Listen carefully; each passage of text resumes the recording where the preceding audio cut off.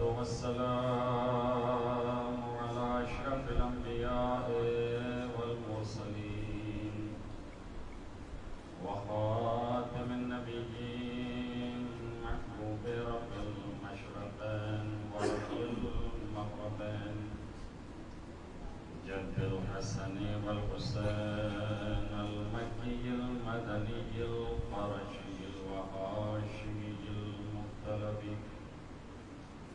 مولانا ومقتدانا وهادينا وناصرنا أبي القاسم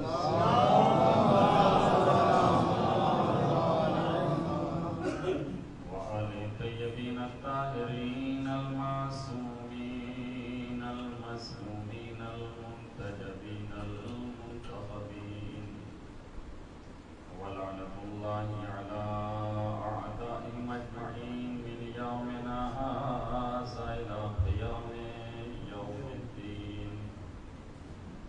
أما بعد فقد قال الله تبارك وتعالى في كتابه الكريم بسم الله الرحمن الرحيم قل إن كنتم تحبون الله فاتبعوني يحببكم الله ويغفر لكم ذنوبكم والله غفور رحيم. صلوات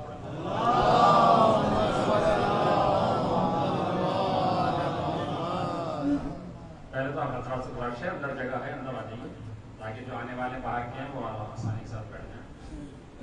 ارے جگہ آپ کے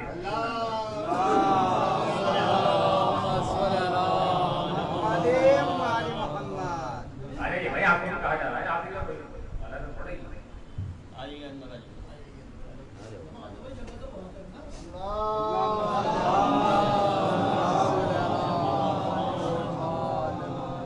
یعنی کیا ضرورت ہے جب تک آواز ہی پہنچ جائے کم سے کم فرش آزاد پہ بیٹھے ہیں صحیح سے بیٹھے ہیں ایک سوال پڑھیں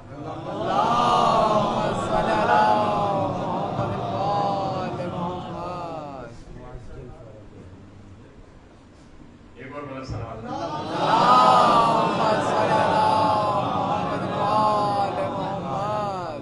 ایسا نگرامی بزرگان قوم ملت کافی مدت کے بعد آپ حضرات کے چہرہ انور کی زیارت کا شرف حاصل ہو رہا ہے.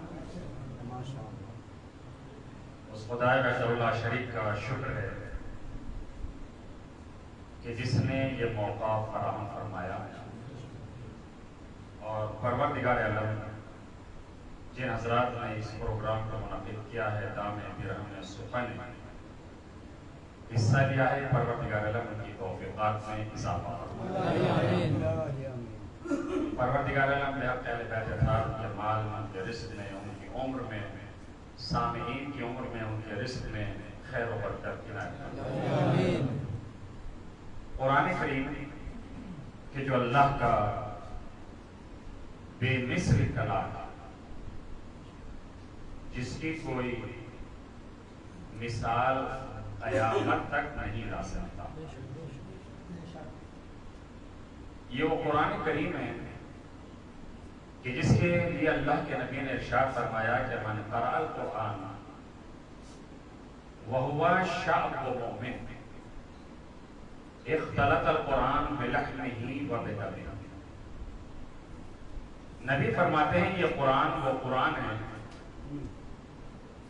کہ جو انسان اس قرآن کی تلاوت کرتا ہے, اس قرآن کو پڑھتا ہے, پڑھنے والا وَهُوَ شَابٌ مُؤْمِنٌ, پڑھنے والا جوان بھی ہو اور مومن بھی ہو. لیکن نبی نے کیا شرط قرار دی ہے کہ پڑھنے والا جوان بھی ہو اور مومن بھی ہو. تو اگر قرآن پڑھنے والا جوان بھی ہے مومن بھی ہے تو اختلط القرآن بلحمہ وبدمہ, تو پھر یہ قرآن کریم اس کے گوشت میں مخلوط ہو جائے گا, اس کے خون میں مخلوط ہو جائے گا. اب اگر اس کی رگوں کو کاٹا جائے تو اب تعجب نہ کرنا کہ کہاں سے یا علی کی آواز آ رہی ہے, کہاں سے یا حسین کی آواز آ رہی ہے. اس لیے کہ قرآن صامت اس کی رگوں میں مختلط ہو چکا ہے، قرآن کریم اس کے گوشت میں مخلوط ہو چکا ہے۔ تو یہ ہے قرآن صامت کا اثر کہ اگر اس قرآن صامت کو پڑھا جائے، اس کی تلاوت کی جائے، تو یہ قرآن صامت انسان کے گوشت میں، انسان کے خون میں مخلوط ہو جاتا ہے۔ اب اس کا اثر یہ ہوگا کہ جب یہ قرآن انسان کے گوشت میں مخلوط ہو جائے گا، انسان کے خون میں مخلوط ہو جائے گا، تو اب ہمیں بتانے کی ضرورت نہیں ہے کہ ہم کون ہیں، یہ سر حسین نو کے نیزے پہ تلاوت کر کے بتائے گا کہ ہم کون ہیں۔ ایک صلوات علی محمد و آل محمد۔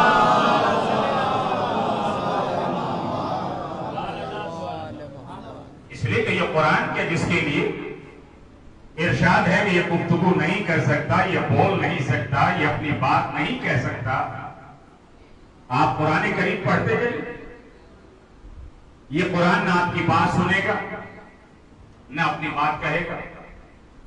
آپ قرآن پڑھتے جا رہے ہیں تو یہ قرآن کریم وہ ہے کہ جو نہ اپنی بات کہہ سکتا لیکن اس کا اثر کیا ہے؟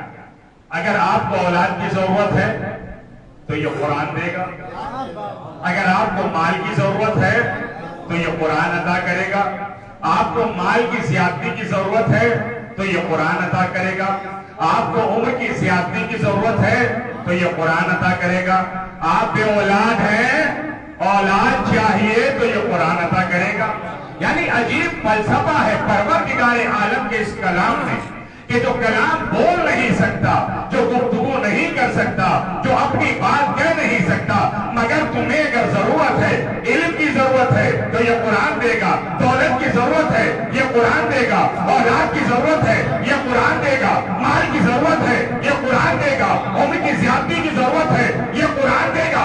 تو جب قرآن صامت کا اتنا بڑا اثر ہے کہ یہ ہر چیز عطا کر سکتا ہے، اب اگر قرآن ناطق کسی کو اولاد دے دے،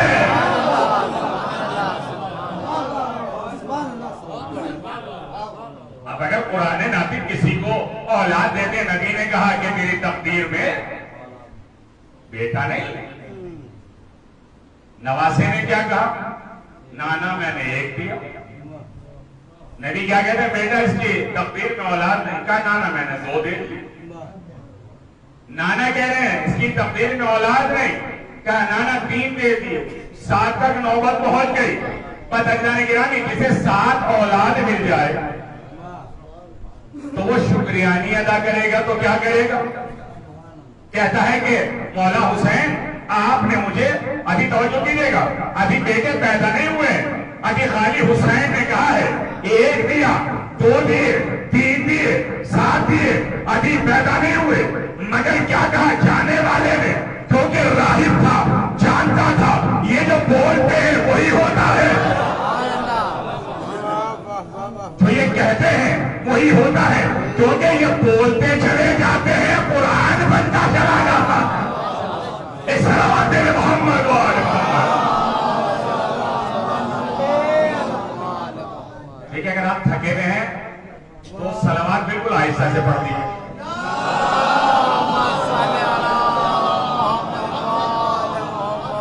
اور اگر تھکے ہوئے نہیں ہیں تو صلوات کو صلوات کی طرح پڑھ لیجیے۔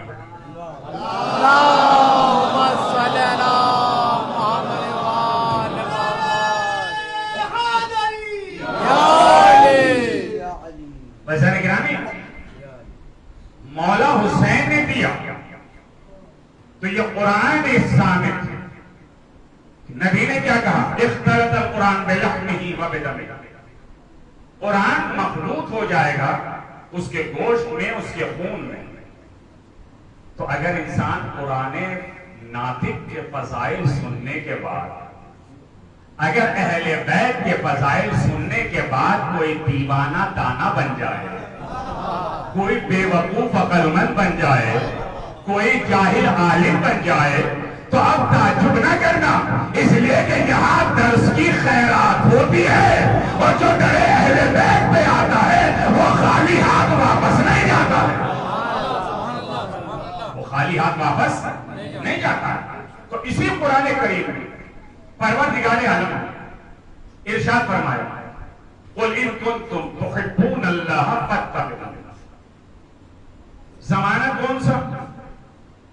जब बुतों की परस्तिश होती थी, बड़े बड़े नए नए डिजाइन, नए नए अंदाज, बड़े बड़े कान, और उन कानों में अंडे लटके हुए, हर तरीके का अपना अपना एक नजरिया था। जैसा आजकल आप माशाल्लाह देख रहे हैं कि बाल जो है वो एक से एक नजरिए, कहीं आधे कटे हुए हैं, कहीं बीच में से कटे हुए, कहीं सीधा जो है वो सींग की तरह खड़े हुए हैं।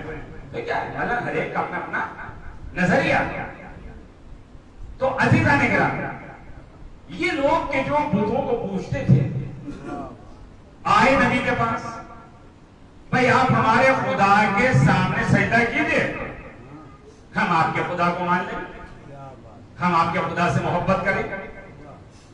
अल्लाह ने क्या जवाब दिया? कुल इन कुंतुम तुहिब्बून अल्लाह फत्तबिऊनी। मेरे नबी, ये जो तुम्हारे पास आकर दावे मोहब्बत कर रहे हैं कि हम भी अल्लाह से मोहब्बत करते हैं, तो इनसे कह दो कि मेरा इत्तबा करें, मेरी पैरवी करें, मेरे कहने पे अमल करें, मेरे बताए हुए रास्ते पर अमल करें। अल्लाह क्या कह रहा है? अल्लाह ने अपने लिए नहीं कहा, क्या कहा? मेरे नबी के बताए हुए रास्ते पर चलो, मेरे नबी की इत्तबा करो, मेरे नबी की पैरवी करो, मेरे नबी के नक्शे कदम पर चलो। तो अजीज़ान गिरामी, अगर तुम ऐसा करोगे, फत्तबिऊनी युहबिबकुमुल्लाह, तो पहला फायदा यह है कि अल्लाह भी तुम्हें दोस्त रखेगा। तो जिसे अल्लाह दोस्त रखे, सारी दुनिया भी उसकी मुखालिफ हो जाए, तो उसका कोई कुछ नहीं बिगाड़ सकता। और अगर अल्लाह नाराज हो जाए और सारी दुनिया एक हो जाए, तो ये कुछ नहीं कर सकते। और जो कर रहे हैं, तो इसका मतलब यह है कि जिसे अल्लाह दोस्त रखता है, सारी दुनिया भी मुखालिफ हो जाए, उसका कोई कुछ नहीं बिगाड़ सकता। आज सारी दुनिया ये चाह रही है कि 40 में कम कर दिए जाए लोग कम आए, खौफजदा हो जाए, डर दिखा दिया जाए। मगर याद रखो कि हम पे डर बैठने वाला नहीं है। जब ये ऐसी बीमारी कि जिस बीमारी से लोग भाग रहे थे, वो डर न दिखा सकी और लोग मजलिस करते रहे, सीना जमी करते रहे, हुसैन का मातम करते रहे, तो ये कत्ल का डर कैसे रह सकता है? इस सलावत पे मोहम्मद वाले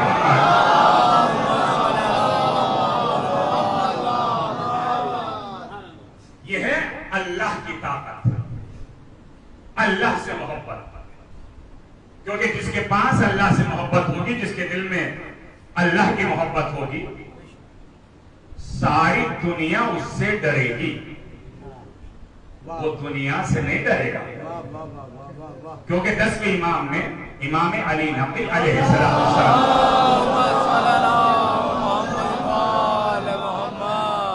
हज़रत एक जुमला इरशाद फरमाया कि अल महब्बतु फी कुलूबिल मुमिनीन, ये जो तुम्हारे दरमियान में आपस में मोहब्बत पाई जाती है, तुम ये ना सोचो कि ये मोहब्बतें तुम्हारी वजह से हैं। ये तुम आपस में जो एक दूसरे से मोहब्बत करते हो, एक दूसरे से मिलके रहते हो, ये तुम्हारी वजह से है। बल्कि इमाम फरमाते हैं ये सारी मोहब्बतें हमारी वजह से हैं। अगर हमारी मोहब्बतें दिल में न होती तो खाली निफाक पाया जाता, झगड़े फिसाद पाए जाते। ये हमारी मोहब्बत की वजह है कि तुम एक दूसरे से मोहब्बत करते हो। और मौला अमीरुल मोमिनीन अली इब्न अबी तालिब अलैहिस्सलाम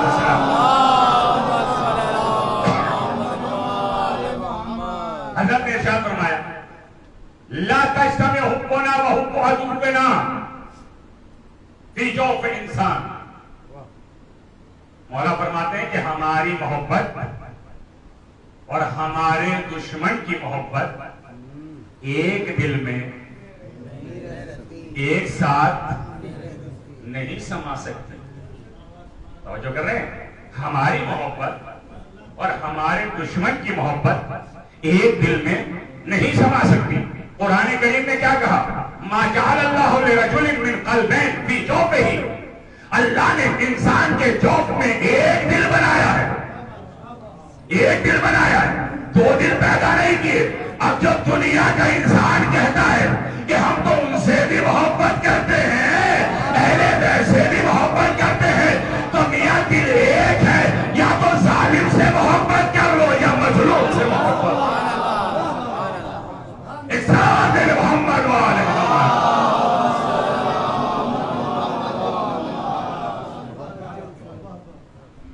اب ہم اگر یہ کہیں مولا ہم تو بڑا چاہتے ہیں، ہم تو آپ کے بڑے شہدائی ہیں، آپ کے بڑے فدائی ہیں، میاں خالی زبان سے کچھ ہونے والا نہیں ہے، اس کا عمل گواہی ہے کہ یہ واقعی اہل بیت کا چاہنے والا ہے، یہ اہل بیت کا شہدائی ہے، یہ اہل بیت سے محبت کرنے والا ہے۔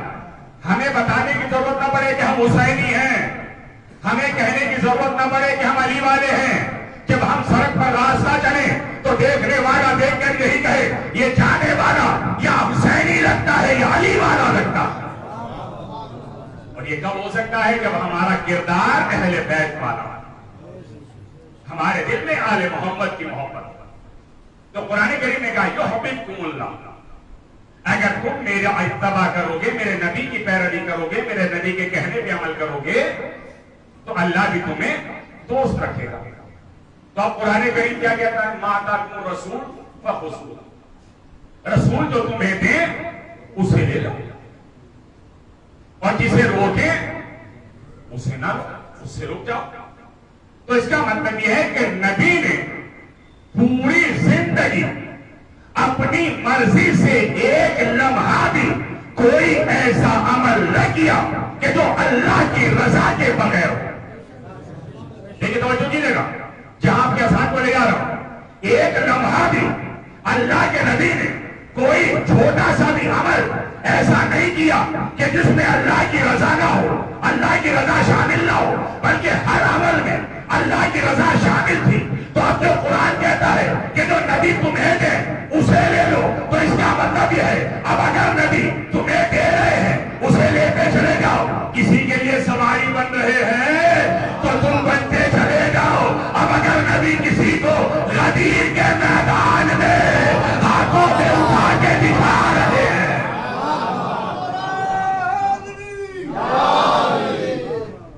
تو اس کا مطلب یہ کہ نبی نے اپنی مرضی سے نہیں دکھایا، اللہ کی مرضی سے۔ تو جو نبی کا مقصد ہے، جو نبی کہہ رہے ہیں ما آتاکم الرسول فخذوہ، اسے لے لو جو نبی تمہیں دے رہے ہیں۔ اب یہ نہ کہیے گا کہ میرا دل تو یہ چاہتا ہے، میرا دل تو یہ کر رہا ہے۔ میاں شریعت میں دل نہیں چلتا، شریعت میں یا آیتیں چلتی ہیں یا حدیث چلتی ہے۔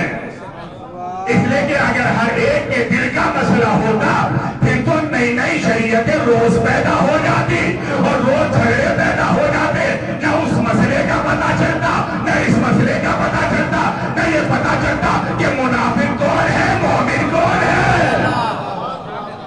اس سلام دے محمد والے محمد۔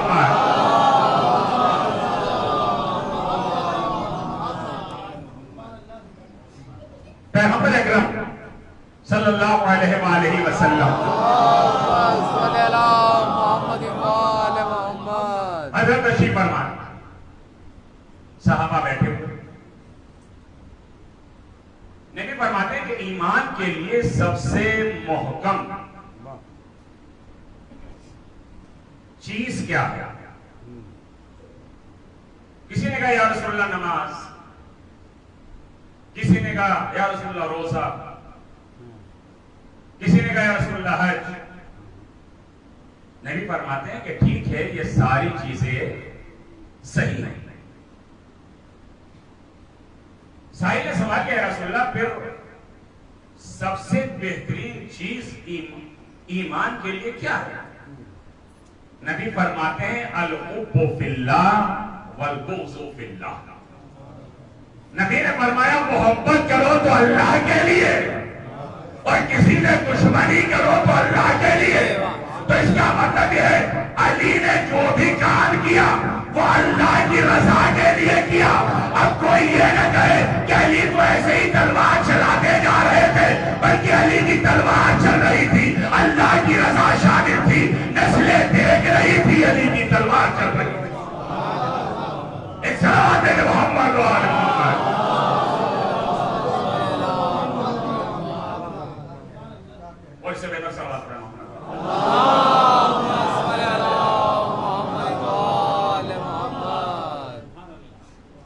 امام جعفر صادق علیہ السلام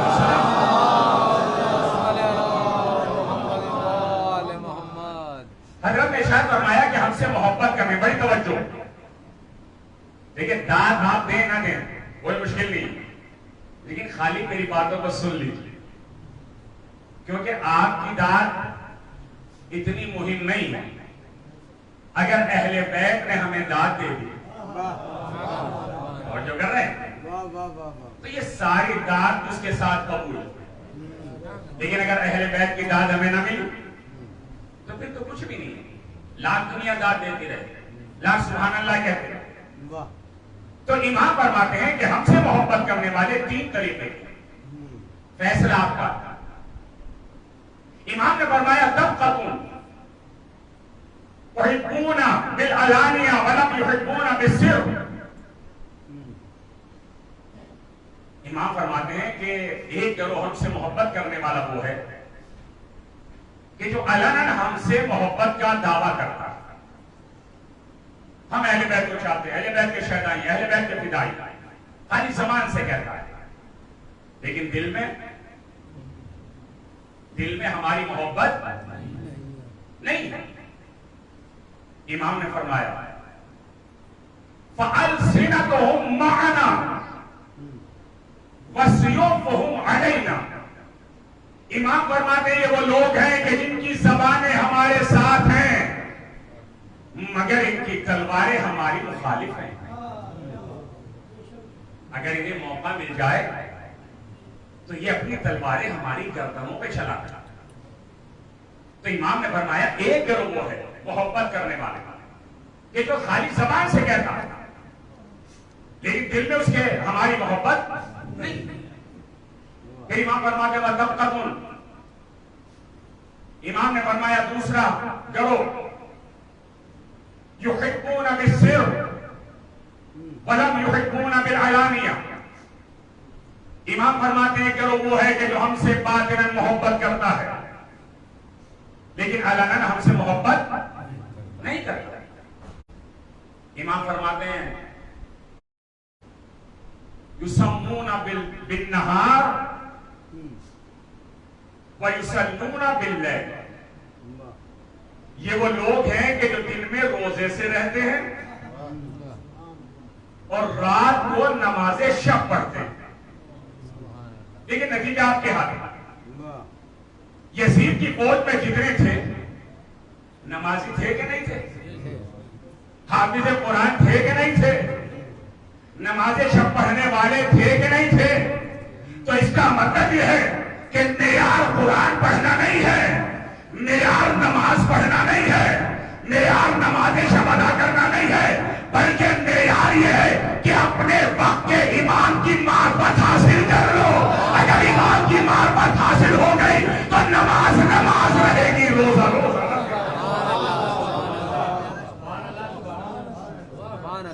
اور اگر تمہیں اپنے ایمان کی معرفت حاصل نہیں تو ہم لاکھ دن میں روزے رکھیں، لاکھ راتوں کو نمازیں پڑھتے رہیں۔ فیضان گرامی، پہلا طبقہ علناً محبت کا دعویٰ، باطناً محبت نہیں۔ دوسرا گروہ باطناً محبت کرتا ہے لیکن علناً محبت نہیں کرتا۔ پھر امام نے فرمایا وَطَبْقَةٌ، تیسرا گروہ یحبون بالعلانیہ ویحبون بالسر۔ امام فرماتے ہیں تیسرا گروہ وہ ہے کہ جو ہم سے ظاہر میں بھی محبت کرتا ہے اور باطن میں بھی محبت کرتا ہے۔ نتیجہ آپ کے ہاتھ ہے، آپ کون سے گروہ میں ہیں؟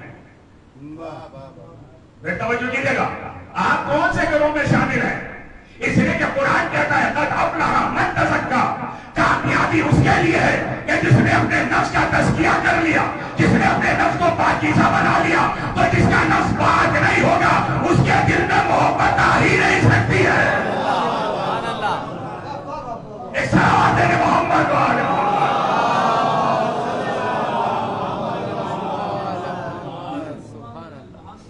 تو تیسرے گروہ میں جو ظاہر میں بھی محبت کرتا ہے باطن میں بھی محبت کرتا ہے، تو وہ ہے کون؟ وہ ہے میثم تمار، وہ ہے سلمان فارسی، وہ ہے مقداد، وہ ہے عمار یاسر. اور اسی وجہ سے روایت میں کہ جب میثم اور جناب حبیب ابن مظاہر کی ملاقات ہوئی ہے تو حبیب نے میثم سے کہا، دیکھیں محبت کا تقاضا کیا ہے. حبیب میثم سے کہتے ہیں، میثم تمہیں اس درخت پہ سولی دی جائے گی. میثم کہتے ہیں، حبیب تمہیں بھی حسین کی محبت میں قتل کیا جائے گا. توجہ کر رہے ہیں؟ حبیب نے کیا کہا؟ تمہیں اس درخت پہ سولی دی جائے گا. میثم نے کہا، حبیب تمہیں حسین کی محبت میں قتل کیا جائے گا، اور جس نوکے نیزے پہ تمہارے سر کو بلند کیا جائے گا لوگ ایک دوسرے پر سبقت کریں گے کہ تمہارے سر کو کوفے میں داخل کریں گے. ایک دوسرے کو خبر دی. میثم کہتے ہیں کہ حبیب مجھے معلوم ہے، میرے مولا نے جب سے مجھ سے فرمایا کہ میثم تجھے میری محبت میں قتل کیا جائے گا، تو میثم کہتے ہیں میں نے مولا سے کہا، مولا اگر 1000 بار بھی مجھے قتل کر دیا جائے پھر بھی میں آپ کی محبت کو دل سے نہیں نکال سکتا. یہ ہے حقیقی محبت، یہ ہے حقیقی محبت. یہ دونوں چلے گئے. لوگ آپس میں باتیں کرنے لگے کہ یہ تو عجیب ہے، خیر کی خبریں بیان کر رہے ہیں دونوں. اتنے میں رشید ہجری آتے ہیں. لوگوں نے رشید ہجری سے کہا کہ یہاں دو آدمی آپس میں عجیب باتیں کر رہے ہیں. کہا کہ کیا باتیں کر رہے ہیں؟ کہا ایک کہہ رہا تھا کہ تجھے سولی دی جائے گی، دوسرا سے وہ کہہ رہا تھا کہ تیرا سر قلم کیا جائے گا. کہا تھے کون وہ؟ کہا ایک میثم اور ایک حبیب ابن مظاہر. تو رشید کہتے ہیں کہ جو انہوں نے فرمایا وہ سچ فرمایا، جو انہوں نے کہا وہ سچ کہا. اور یاد رکھو کہ جس درخت پہ میثم کو سولی دی جائے گی، میثم اسی روز سے اس درخت پہ پانی ڈال رہے ہیں تاکہ دنیا پہچانے کہ ہمیں اہل بیت سے کتنی محبت ہے کہ جس درخت پہ ہمیں سولی دی جائے گی اسی میں ہم پانی دے رہے ہیں، اسی میں ہم پانی دے رہے ہیں. لوگ رشید ہجری سے کہتے ہیں کہ تم عجیب آدمی، ہم تو تمہارے پاس آئے تھے داوری کے لیے اور تم تو انہیں کی موافقت کر رہے ہو کہ انہوں نے سچ فرمایا. ایک مرتبہ رشید ہجری کہتے ہیں، سنو حبیب کو حسین کی محبت میں شہید کیا جائے گا اور یہ کیفیت ہوگی کہ صرف 100 درہم کے بدلے حبیب کے سر کو بیچ دیا جائے گا، کیونکہ ہر قبیلے والا یہ چاہتا ہوگا کہ ہم حبیب کے سر کو لیں. لیکن یاد رکھیں کہ جو اہل بیت کی محبت میں قتل کر دیا جاتا ہے جب وہ دنیا سے جاتا ہے وہ مرا نہیں کرتا. یہی وجہ ہے کہ جو اہل محمد کی محبت میں دنیا سے چلا جائے وہ ہمیشہ زندہ رہتا ہے، اور جس کے دل میں محبت نہیں ہوتی وہ زندہ رہ کر بھی مردہ نظر آتا. ایک سلام دے کہ محمد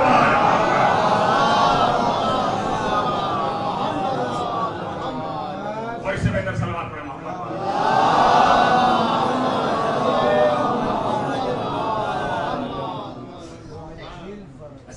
اللہ نے آل محمد کو بڑے مراتب عطا کیے. کون سوچ سکتا ہے کہ آل محمد کے فضائل کتنے؟ کوئی محدود کر سکتا ہے؟ کوئی ایسا کر سکتا ہے؟ کسی میں طاقت نہیں. جیسے امام علی نقی علیہ السلام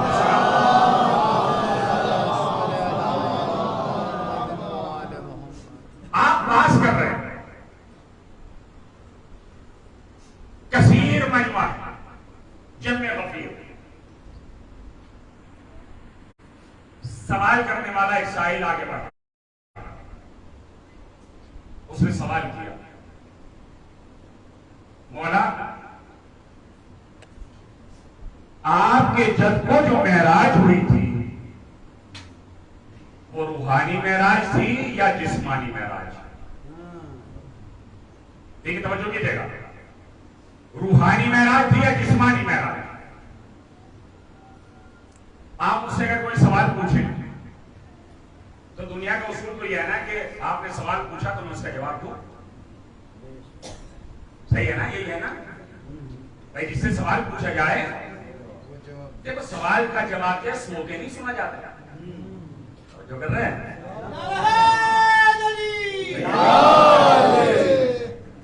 سوال کا جواب سو کے نہیں سنا جائے گا، کیونکہ ہم وہ نہیں ہیں کہ جو سو کے مرض الہی خرید لیں. یہ صرف ذات علی ہے کہ جو بستر رسول پہ سو کے مرض الہی خرید لیتا ہے. امام سے سوال کیا کہ مولا آپ کے گھر کو روحانی معراج ہوئی یا جسمانی؟ تو چاہیے تو یہ تھا کہ امام جواب دیتے، مگر امام خاموش. اب روایت کہتی ہے فَتَارَ مِنَ السَّمَاءِ، امام جہاں کھڑے تھے وہیں سے آسمان کی طرف پرواز کر گئے، آسمان کی طرف اڑ گئے. نہ براق کی سواری، بڑی توجہ، نہ جبریل امین نہ میکائیل ساتھ میں.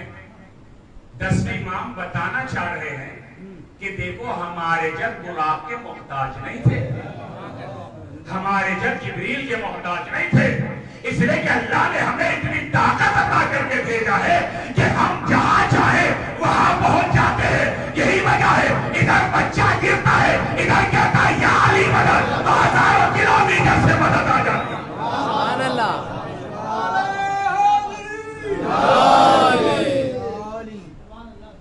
ہزاروں کلومیٹر سے مدد پہنچ جاتی ہے.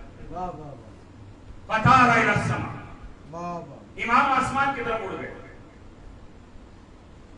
کچھ لمحے کے بعد امام واپس پلٹے. جب امام واپس پلٹے تو آپ کے ہاتھ میں ایک پرندہ تھا. کیا تھا؟ ایک پرندہ تھا. لوگوں نے دیکھا کہ امام کے ہاتھ میں پرندہ ہے. سائل نے سوال کیا کہ مولا آپ کہاں گئے تھے؟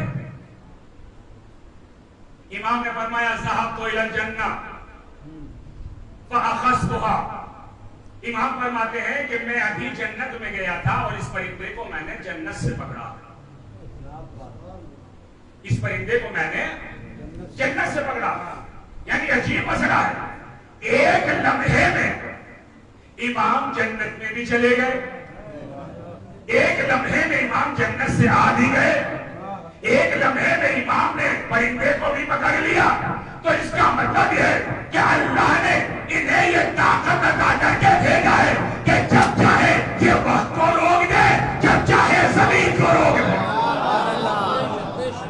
صلوات محمد وعلی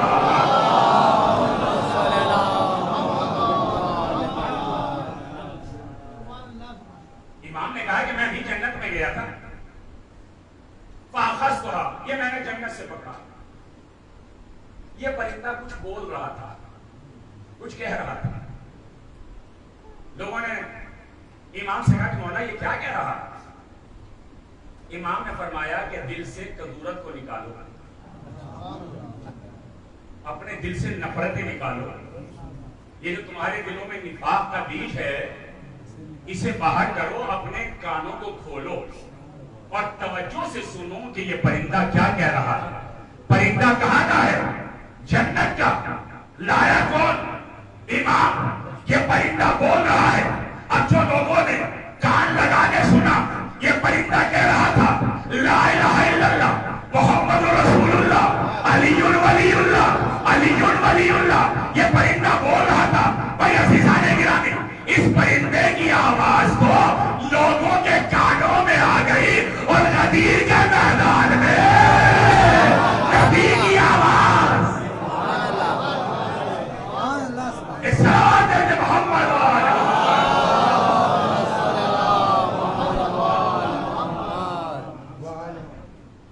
وہ سنائی نہیں دی کہ نبی نے کیا فرمایا علی کے بارے میں. ویسا گرامی، تو ایک بات سمجھ میں آ گئی کہ جو جنت کا پرندہ ہے اس کا کلمہ بھی پورا جب ہوتا ہے جب علی ولی اللہ کہتا ہے. تو بغیر علی ولی اللہ کے نہ محبت مکمل ہو سکتی ہے، نہ نماز مکمل ہو سکتی ہے، نہ کوئی عمل مکمل ہو سکتا ہے. تو عزیزان گرامی، اگر آل محمد کی محبت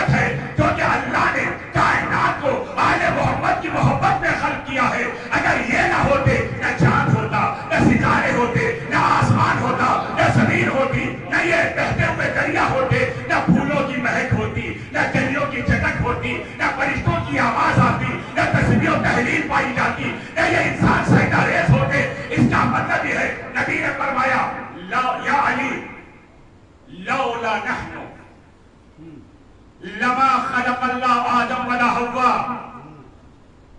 ولا الجنہ ولا النار ولا السماء ولا الارض.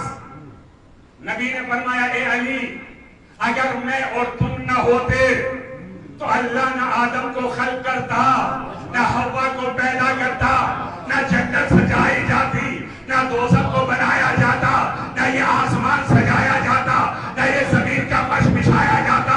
اس کا مطلب یہ ہے کہ کائنات کا ذرہ ذرہ اگر بنایا گیا ہے تو آل محمد کی محبت میں بنایا گیا ہے. ایک سلام دے کہ محمد و آل محمد.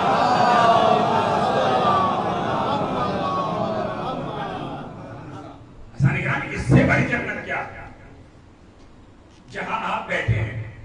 اس سے بڑی جنت کیا؟ آپ کو بالکل ایک روایت سناتا ہوں تاکہ آپ کو اپنی اہمیت کا پتہ چل جائے کہ ہم جس فرش اعظم میں بیٹھتے ہیں ہماری اہمیت کیا ہے. عرش اور عرش کے نیچے ممبر سجایا جائے گا. جس وقت ممبر سجایا جائے گا امام حسین علیہ الصلوۃ والسلام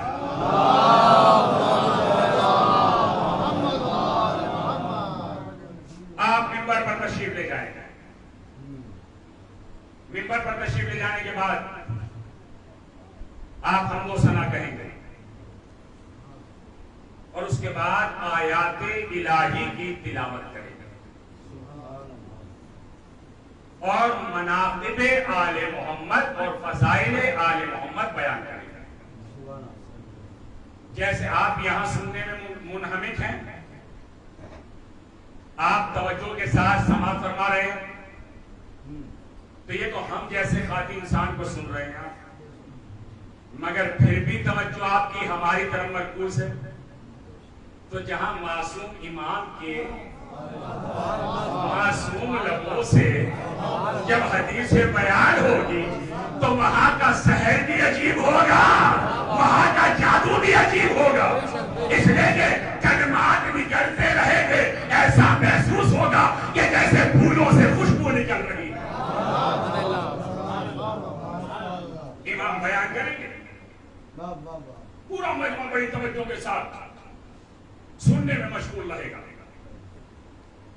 اتنے میں جنت سے ایک منادی آئے گا, ندا دینے والا, پکارنے والا. آنے کے بعد کہے گا کہ لوگوں جنت سجی ہوئی ہے, جنت تمہاری منتظر ہے, مگر یہ لوگ اس کی طرف توجہ نہیں کریں گے کیونکہ یہ تو اس کی طرف متوجہ ہیں جو سردار جوانان جنت ہے. یہ تو اسے سن رہے ہیں کہ جو جنت کا تقسیم کرنے والا ہے, یہ اس کی طرف توجہ نہیں کریں گے. وہ اعلان کر کے واپس ادھر مولا کی تقریب چل رہی ہے, اہل محشر سن رہے ہیں. کچھ دیر کے بعد حوریں آئیں گے, چلو جنت میں اللہ نے ہمیں تمہارے لیے سجایا ہے, اللہ نے ہمیں تمہارے لیے تیار کیا ہے, جنت میں چلو. یہ سارے سننے والے ان کی اس کی آواز کو نہیں سنیں. جب کسی نے پوچھا کہ آخر وجہ کیا ہے کہ جنت کا منادی ندا دے گا, یہ جب بھی متوجہ نہیں کریں گے, حوریں آنے کے بعد کہیں گی یہ پھر بھی گھر متوجہ نہیں ہوں گے, تو عجب نہیں اس کا جواب آئے, نادان تو سمجھتا نہیں, انہیں جنت کی ضرورت نہیں, اس لیے کہ یہ جس فرش پہ بیٹھے ہیں یہی فرش جنت سے بھی افضل ہے. اس لیے کہ جس فرش اعظم میں سیدہ بیٹھ جائے, اہل بیت بیٹھ جائے, انبیاء کرام بیٹھ جائے, تو یہ جنت سے بھی افضل ہے.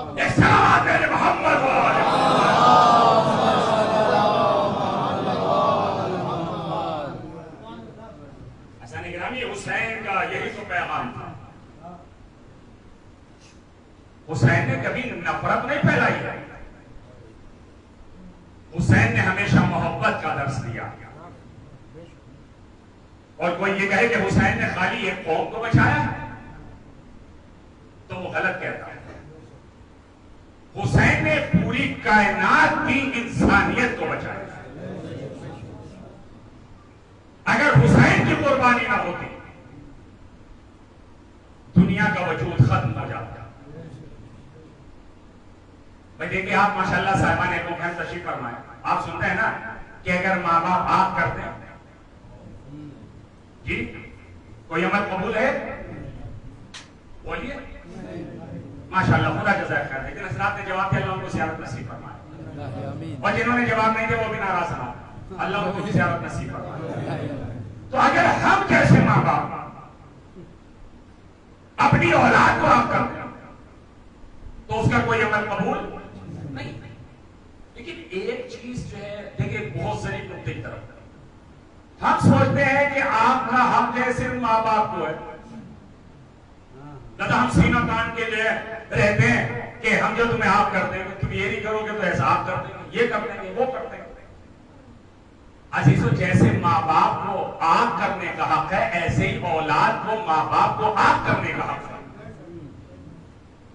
ایسا نہیں کہ اللہ نے صرف ماں باپ کو یہ رتبہ دیا کہ باپ ظلم کرتا رہے، زیادتی کرتا رہے، ٹانٹی کرتا رہے اور پھر اوپر سے یہ کہے کہ میں تجھے آگ کروں گا۔ نہیں، اختیار اولاد کو نہیں۔ تو اگر ہم جیسا ماں باپ کسی کو آگ کر دے، اب وہ ساری زندگی نمازیں پڑھے، ساری زندگی ہمارے خیر کرے، نہ نماز قبول ہے، نہ روزہ قبول ہے، نہ عمل خیر قبول ہے، تو جب ہم جیسا ماں باپ اگر کسی کو آگ کر دے تو اس کا کوئی عمل قابل قبول نہیں ہے۔ نبی نے فرمایا یا علی انا وانتا ابا هذه الامه، اے علی میں اور تم اس امت کے باپ ہیں، اگر محمد علی ناراض ہو جائے تو کوئی عمل قابل قبول نہیں ہے۔ اسلام بن محمد علی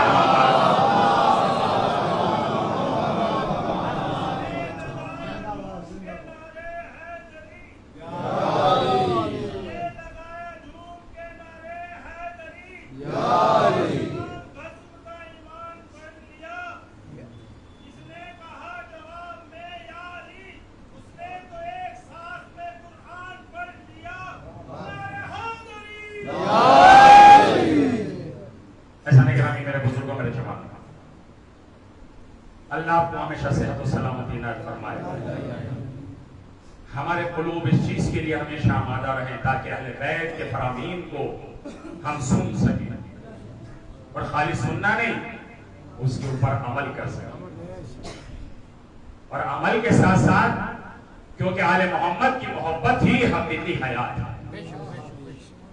آل محمد سے محبت ہی حقیقی زندگی ہے، اور اس کا سب سے بڑا ثبوت ہے کربلا۔ جب حسین نے استغاثہ بلند کیا لاشیں تڑپ گئی۔ عزیزان گرامی، جب حسین گھوڑے سے گرے تو حسین نے اپنا گریبان چاک کیا، چاک کرنے کے بعد حسین نے مدینے کا رخ کیا، رخ کر کے حسین نے ایک مرتبہ کہا اے مدینے کی ہواؤ، حسین کے سینے کو ٹھنڈا کر دو، اس لیے کہ حسین کے سینے میں اکبر کا درد ہے، حسین کے سینے میں قاسم کا درد ہے، حسین کے سینے میں عباس کے کٹے شانوں کا درد ہے۔ اے مدینے کی ہواؤ میرا سینہ ٹھنڈا کر دو۔ عزیزان گرامی، آپ کی آواز سے بلند خدا کسی غم میں نہ رلائے سوائے غم مظلوم کربلا۔ عزیزو مجلس کا ماحصل گریہ ہے، مجلس کا ماحصل یہ آپ کے آنسو ہیں کہ جو بی بی سیدہ کے رومال میں جنہیں جگہ مل جائے تو اس کی کائنات کامیاب ہو جاتی ہے۔ عزیز و روایت کہتی ہے کہ جب اسیروں کو لے جایا جانے لگا، زینب کی نظر لاش حسین پہ پڑی، دیکھا کہ میرا ماجایا بے گورو کفن پڑا ہے۔ ہائے زینب نے اپنے گھوڑ سے گرایا، زینب گھٹنیوں کے بل چلتی ہوئی لاش حسین کے قریب آئی۔ آنے کے بعد زینب گھٹنیوں کے بل کھڑی ہو گئی۔ مدینے کا رخ کر کے زینب کہتی ہے نانا، اے میرے نانا مدینے میں آرام کر رہے ہیں، مگر آپ کا نواز حسین خاک و خون میں غلطہ پڑا ہے۔ زینب کہتی ہے نانا، آپ نے حسین کے گلے کے بوسے لیے، نانا آپ نے حسین کے سینے کے بوسے لیے، نانا آپ نے حسین کے بازوؤں کے بوسے لیے، لیکن نانا آج زینب جہاں بوسا دے گی، اولاد والوں تصور شرط ہے۔ دیکھیں مسائل نہیں رلاتے، تصور رلاتا۔ اگر رونا نہ آئے نا تو مجلس کے بعد تنہائی میں بیٹھنے کے بعد سوچئے گا کہ آخر وجہ کیا ہے کہ میری آنکھیں کیوں نہیں روئی۔ وہ حسین کتنا مظلوم تھا کہ جس پر آسمان رویا، وہ حسین کتنا مظلوم تھا کہ جس پر پتھر روئے۔ عزیزوں جناب زینب فرماتی ہے نانا،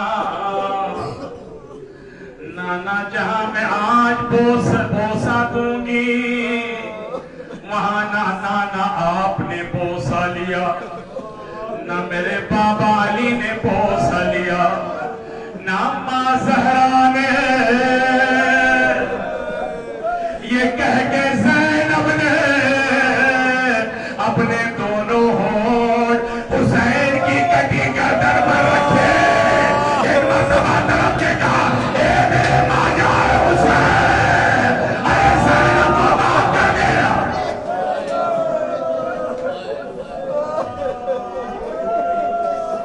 جزاکم اللہ خیر۔ عزیزوں خود کر بوسانا دیجئے، خود کر بوسانا دیجئے۔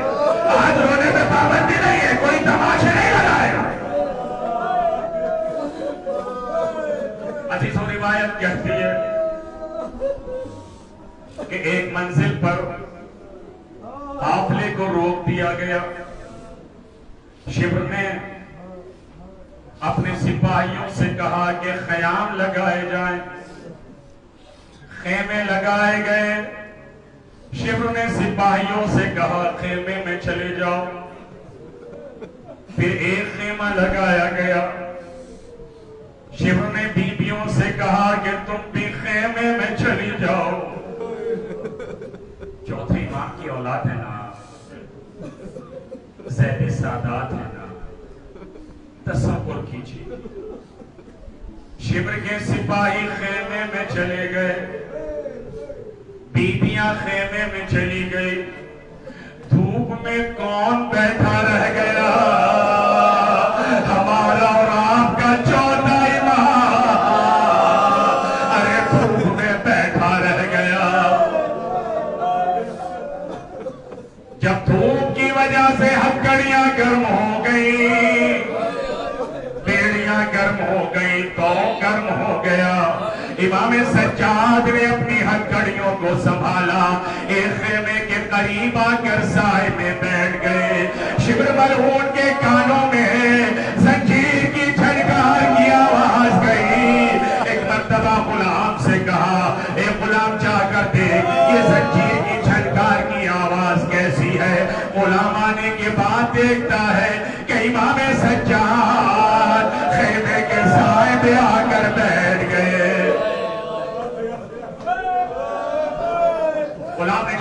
शिम्र से कहा, शिम्र। इमाम सज्जाद खेमे के साए में बैठ गए। शिम्र ने गुलाम से कहा, गुलाम जाकर सज्जाद से कह दे कि उठकर धूप में चले जाएं, वरना मैं ताज़ियाने लगाऊंगा। गुलाम आके कहता है, ए इमाम सज्जाद, शिम्र कहता है कि आप उठकर धूप में चले जाएं, वरना मैं ताज़ियाने लगाऊंगा। इमाम सज्जाद फरमाते, गुलाम जाके शिम्र से कह दे, जब मेरी हथकड़ियां ठंडी हो जाएंगी, जब मेरी बेड़ियां ठंडी हो जाएंगी, मैं वो धूप में चला जाऊंगा। जैसे गुलाम ने जाके ये जुमला कहा, एक मर्तबा शिम्र ताज़ियाना लहराता हुआ अरे सज्जाद के पास आके कहता है, ए सैयद सज्जाद,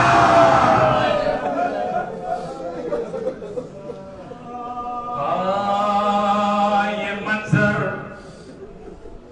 ज़ैनब की नजरों ने देखा। ज़ैनब ने बीबियों को करीब बुलाया, बीबियों से कहा, बीबियों हल्का बना लो, मेरे सज्जाद की हथकड़ियां गर्म हो गई है, अपने बालों से साया कर लो ताकि सज्जाद की हथकड़ियां ठंडी हो जाए।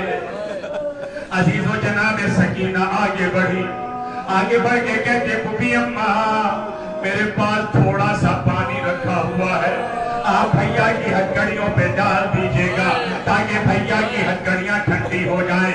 औलाद वालों, तसव्वुर शर्त है, अगर धूप में लोहा पड़ा और धूप की वजह से लोहा बहुत ज्यादा गर्म हो गया, आप उस पर अगर ठंडा पानी डालें, वो पानी भी गर्म हो जाता है।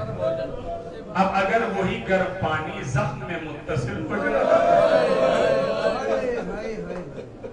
तो इंसान तड़प जाता है। जैसे सकीना पानी लेके आई, सज्जाद के तौब पे पानी डाला, आए गर्म तौब था, एक मर्तबा सज्जाद तड़प गए, ए बुबी अम्मा, अरे मेरे गले के जख्मों ने मुझे और बीमार कर दिया। जज़ाकुमुल्लाह। बहुत ही मेरे मसाइल है। रिवायत कहती है कि बाजार शाम कूफा से ये काफिला गुजर रहा था तो सुहैल शहर में दाखिल होते, देखा कि शहर सजा हुआ। किसी से पूछा कि क्या ये शहर में कोई ईद है? किसी ने कहा कि तुम इस शहर में नए आए? कहा मैं अभी हज से वापस आ रहा। उसने सुहैल को साथ लिया और एक तरफ ले जाके कहा, सुहैल तुम्हें मालूम नहीं, फातिमा का बाप उजड़ गया, फातिमा का बाप उजड़ गया, अली का लाडला मारा गया है हुसैन। देखो वो नौके नेज़े पे अली अकबर का भी सर है, और देखो जिसके हाथों में हथकड़ियां हैं, पांव में बेड़ियां हैं, वो हुसैन का बीमार बेटा सैयद सज्जाद। सुहैल आए इमाम सज्जाद के करीब, आने के बाद सलाम किया, मौला आप पर मेरा सलाम। इमाम फरमाते, भाई तू कौन है जो इस गुर्बत में हमें सलाम कर रहा है? इसलिए कि हमें तो कोई सलाम करने वाला भी नहीं। सुहैल कहते हैं कि मौला मैं आपके नाना का सहाबी सुहैल हूँ। सुहैल ने हाथों को जोड़ा, जोड़ने के बाद का मौला अगर कोई काम हो तो बता दीजिए। इमाम सज्जाद का दिल भर आया। इमाम सज्जाद फरमाते, सुहैल अरे तेरे पास कुछ दिरहम और दीनार है? सुहैल कहता है, हाँ मौला। इमाम ने फरमाया, सुहैल इन दिरहम और दीनार को नेज़ा बरदारों को दे दे और उनसे कह दे ये नेज़ों को लेकर आगे चले जाए ताकि तमाशाई ऐसरों को देखने लगे। यही बात है लो पे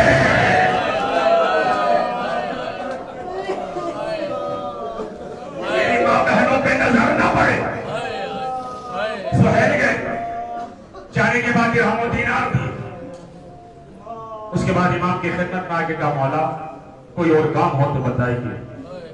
امام سجاد فرماتے ہیں سہیل جا پیچھے چلا جا، آخری جملہ جا پیچھے چلا جا، میری پھوپھی اماں اونٹ پر ننگے سر بیٹھی۔ سہیل چلنے لگا، امام کی آواز بھی سہیل تو جا تو رہا ہے مگر نظروں کو جھکا کے جانا، اس لیے گیلی کی بہو بیٹی بے ردا ہے، ان کے بال کھلے ہوئے ہیں۔ عزیز و سہیل آتے ہیں جناب زینب کے اونٹ کے قریب، آنے کے بعد شہزادی کو سلام کیا۔ بی بی زینب فرماتی ہے تمہاری کون ہے جو اس غربت میں ہمیں سلام کر رہا ہے؟ سہیل کہتے ہیں کہ شہزادی میں آپ کے نانا کا صحابی سہیل ہے، اگر کسی چیز کی ضرورت ہو تو بتا دیجیے۔ زینب کا دل بھرایا، زینب کہتی ہے سہیل اگر ہو سکے تو چند چادریں لا کے دے اس لیے کہ ہم بے ردا ہے۔ عزیز و سہیل کہتا ہے کہ میں چند چادریں لے کر آیا، چادروں کو میں نے زینب کے سپرد کی، زینب نے چادروں کو تقسیم کیا، مگر اتنے میں وہ شبر ملعون آتا ہے اور آنے کے بعد نیزے کی نوک سے ارے تمہارا چادریں چھین لی، زینب نے فرات کروں کیا، اے میرے غیرتا ارے ہماری چادریں چھن گئی، ہمارے تازیانے لگائے گئے۔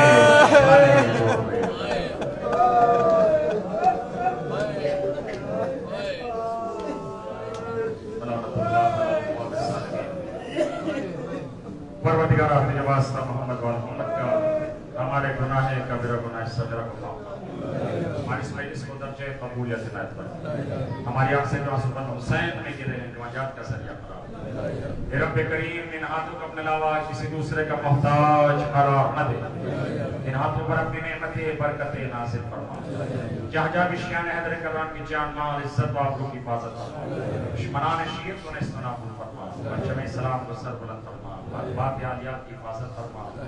اے رب کریم جلسل وہ دن آ جائے کہ جنت البقیع میں روزے تعمیر ہو جائے، ہم سب کو جنت البقیع کی زیارت سے مشرف فرما، ہمیں علم عمل کی توفیق عنایت فرما، شر ظالمین منافقین حاسدین سے ہم سب کو محفوظ فرما، امام زمانہ کے ظہور میں تعجیل فرما، ہم سب کو کیا نقصان میں شمار کر، آپ ذات سے گزارش ہے مرتبہ سورہ حمد اور 3 مرتبہ سورہ اخلاص فرما کر جناب جعفر علی بن واحد علی